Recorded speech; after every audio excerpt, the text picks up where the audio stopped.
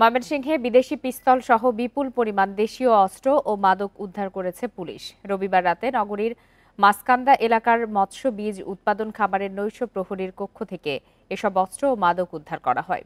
দুপুরে কোতোয়ালি মডেল থানায় সংবাদ সম্মেলনে range DIG doctor Mohammad Ashrafur Rahman জানান, গোপন খবরে অভিযান চালিয়ে মৎস্য বীজ উৎপাদন খামারের নৈশ প্রহরীর হৃদয় মিয়ার শয়নকক্ষ থেকে দুটি পিস্তল, একটি এয়ারগান এবং বিপুল পরিমাণ দেশীয় অস্ত্র, বিদেশি মদ উদ্ধার করা হয়। অভিযানে হৃদয় মিয়াকে পাওয়া না গেলেও তার স্ত্রীকে আটক করা হয়েছে। এ ঘটনায় মাদক ও অস্ত্র আইনে 2টি মামলা হয়েছে। তিনি আরও জানান, নাশকতা সৃষ্টির জন্য নিষিদ্ধ রাজনৈতিক দলের নেতাকর্মীরা এসব অস্ত্র মজুত করেছিল। বিভিন্ন স্থানে এ ধরনের আরও অনেক অস্ত্র রয়েছে জানিয়ে সেগুলো উদ্ধারে সবার সহযোগিতা চেয়েছেন এই পুলিশ কর্মকর্তা।